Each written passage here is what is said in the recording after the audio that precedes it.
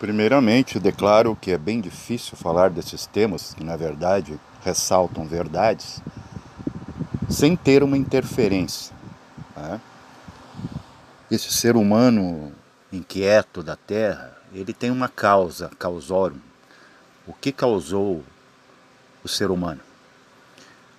E esse ser humano, né, preso nesse circuito chamado Terra, nesse projeto, que contrasteia com o projeto de outros planetas mais avançados.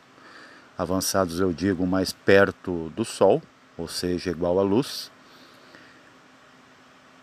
Fica bem complicado para quem está falando e quem está ouvindo. Para quem passa a visão da coisa e para quem está tentando enxergar. É bem complicado.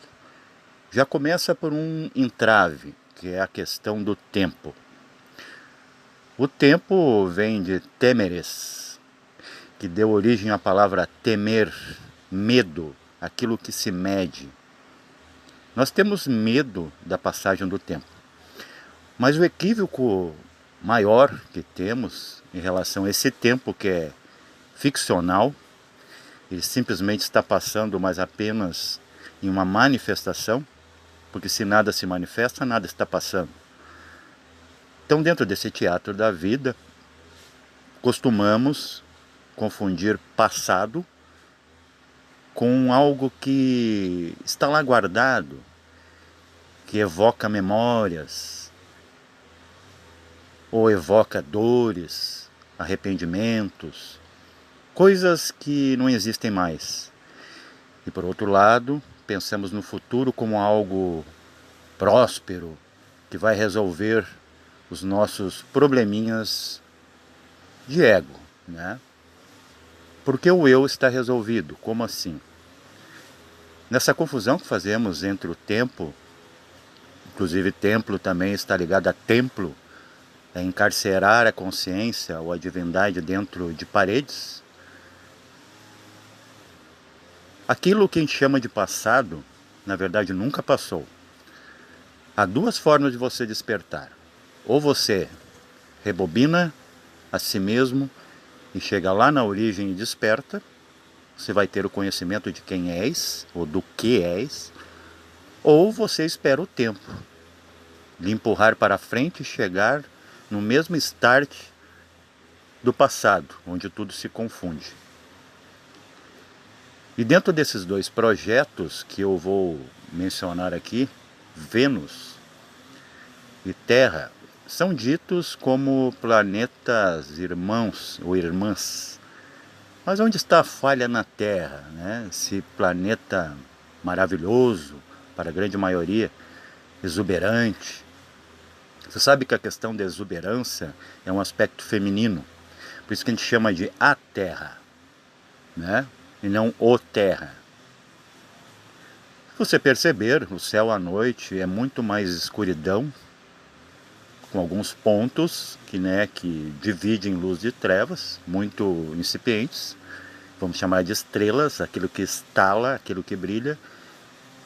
E depois temos a matéria em si. Por exemplo, na Terra tudo é visível e tudo é exuberante. Esse é o símbolo da fêmea. Então a luz é dada pela fêmea e não pelo homem. O homem é expansão, veja que o céu escuro é muito maior do que a quantidade de estrelas. Claro que muitos dizem que isso é uma ilusão, porque se não tivesse interferência, né, como essa que está tendo aqui no meio do meu vídeo, com seres humanos inquietos na Terra, tentando chegar em algum lugar, as estrelas também estão tentando chegar em algum lugar, os planetas também, por isso que se movem. Mas você vai ver, na Terra, por exemplo, tudo encanta. É aí que está a divergência entre uma inteligência que rege o projeto Vênus, que é Uriel, e o Anael, regendo a Terra.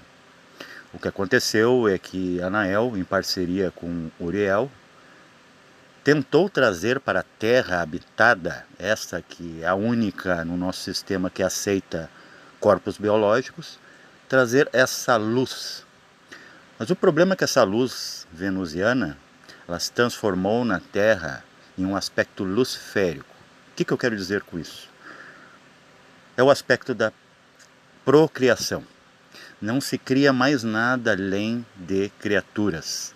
E criaturas precisam de desejo para chegar nesse ápice de procriação. A fertilidade é algo mecânico. E isso se instalou na Terra como projeto e não deu certo.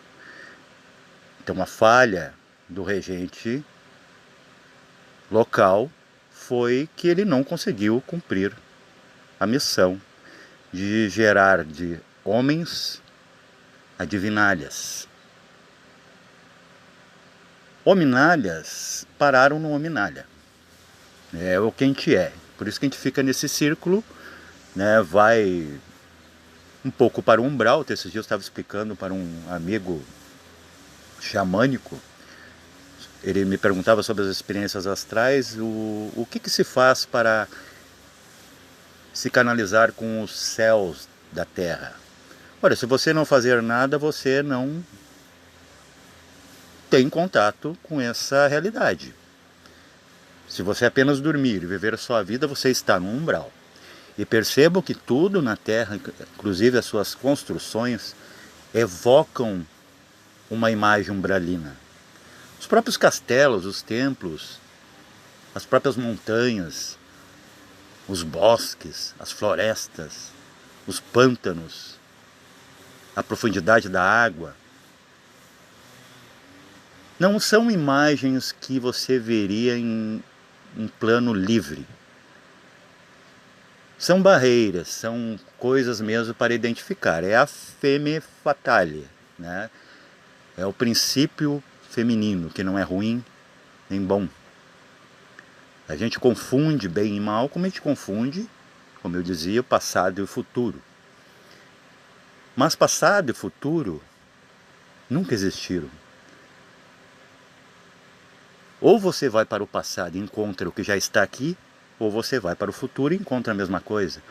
O problema é que o futuro tende a dissolver tudo, com essa questão de passagem de tempo ilusória que temos apenas aonde tudo está manifesto. E se formos comparar, né, os nossos planetas do sistema solar, aconteceu algo que virou em uma falha divina, é um karma divino. O Sol, quando explodiu há milhões de anos atrás, a própria ciência constata isso, que ele é produto de uma explosão nuclear. Ao emanar a sua parte mais superficial, ao longo da delinização disso que se chama sistema solar local, sistema de Ors, quando chegou no final da possibilidade, do limite, esse resíduo se cristalizou em Plutão. Tentaram fazer uma mistura de matéria e espírito em Plutão. Plutão hoje tem o símbolo de um aspecto infernal, porque cristalizou demais.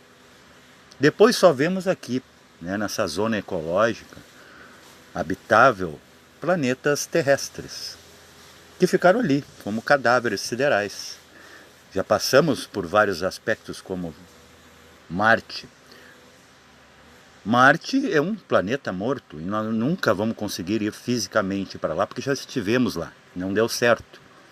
Ele foi empurrado um pouco mais para lá, então é impossível, ou é muito frio ou muito quente. E quem regia aquele planeta é o dito Samael, veneno de Deus. Realmente é um ambiente bem venenoso para nós hoje fisicamente. Não quer dizer que não esteja plenamente habitado astralmente. Porque o plano dos astros é o astral e não o físico. O físico é a cristalização, é tudo que chegou ao máximo de densidade. Mas qual é o nosso futuro, se dá para falar de tempo? O nosso futuro, não fisicamente, mas espiritualmente, era que todas as almas do planeta Terra que conseguissem superar essa criação luciférica de apenas procriar, conseguissem se estabelecer, se instalar no campo áurico de Vênus. Então hoje, se você vai a Vênus, o cientista manda sondas, derrete tudo, porque está dentro daquele aspecto do Bafometo. Baphomet, né, quem já leu as literaturas do grande sábio Eliphas Levi, sabe que é um códice. Temp of Ab, o pai do templo, ou pai do tempo, né? É aquele que solve e coagula, por isso o símbolo da mão erguida e a mão colocada para baixo. Essa dualidade, porque enquanto você estiver aqui, tudo será coagulado e solvido. Mas se você chega no planeta hoje, Vênus, por estar mais próximo do Sol, ele está se tornando um Sol. E você vê isso todas as manhãs, ou nos crepúsculos, né? Estrela da manhã, ou a estrela d'alva, ou a estrela da noite. É esse aspecto de transformar a luz do Sol em sua própria luz. E nós não temos condições ainda psíquicas e nem estruturais para estar ligado a esse projeto. Mas muitos de nós já estão vibrando em Vênus. E qual é o símbolo de Vênus? É o amor incondicional. Não é esse amorzinho daqui que se transformou, né, em pura atração luciférica, só procriar. Ainda embasada no desejo. Sem desejo você não procria. Você vê mesmo pelos humanos da Terra, os inquietos, está com a cabeça cheia de coisa, ele não consegue nem procriar mecanicamente. Então imagina criar de si um autocriado, o anjo, a próxima etapa. E essa Vênus é muito interessante quando você analisa, né, ainda estando aqui preso a esse vínculo terrestre, que os venusianos, está certo? Estou confundindo com um local aqui da Terra, para ver como a gente está preso, né, à questão psíquica terrestre, que até confundimos palavras. Eles nos aparecem resolvidos. E qual é os seus aspectos? Energia pura de amor. O planeta físico, Vênus, ele já oculta essa realidade, não permitindo que homem terrestre faça parte do seu ambiente. Mas a sua parte astral está vivamente luz. Está totalmente iluminada, habitada e tranquila. Como se, né, não tivesse toda aquela contrariedade física. Mesma coisa, você pode estar doente por fora e iluminado por dentro. O planeta Vênus é um símbolo, é uma prova viva disso, para quem vai atrás das suas verdades. Então, nosso caminho não é que a gente não já está lá. Por exemplo, eu conversando agora com vocês e vocês entendendo o que eu estou falando, você já está lá. O que basta para você estar lá? Você já está, você não precisa ir. Você está compreendendo, você está se colocando naquela situação. E esses seres resolvidos diferem 100%, se não 1000% de nós. Você imagina você tirar uma fotografia de um ser humano, né, resolvido, alegre, emanando em seu semblante pura certeza, alegria plena, infinita, diante de uma fogueira, né? Como apareceria esse ser humano? Ele apareceria até meio distorcido de tanta luz. Isso você não vai ver aqui. Nós temos corpos físicos que, né, são potenciômetros para menos de toda a luz possível. Você não consegue ver a luz das pessoas. Por isso que você tem inimigos. Você não sabe os motivos e o que é aquele ser humano. Já em Vênus, a coisa muda. E entre esses planetas todos, para poder fazer um conteúdo mais completo, por que há planetas, né, gasosos, gigantescos? Porque já se resolveram. Eles não cristalizaram. Vênus é um que está a caminho. É tanta luz do Sol emanada sobre ele que ele está convertendo na sua própria luz. É o que deveríamos fazer aqui. Mas dentro dessa dualidade a gente percebe que nada disso é novo, que isso é uma coisa só. Quando você, por exemplo, analisa o conceito de Gênesis e Apocalipse, da Bíblia, aqui na Terra, essa historinha que foi bem, né, manipulada, você vai ver que é a mesma coisa. Ou você volta para a Gênese, não naquele aspecto de pensar no passado e se identificar com o passado, porque não há nada para se identificar lá, lá é você. Ou você espera a revelação, né, quando você passa por todo esse teatro e vê que não houve nenhuma sessão, não teve sentido nenhum, apenas as coisas passaram dentro de um círculo fechado. E você espera a própria natureza dar cabo. Você vai chegar no mesmo lugar. Mas na verdade, a forma mais adequada de você despertar é você ir lá na origem. Porque quando você chegar no fim, você ainda estará no começo. Paz e reverencial a todos.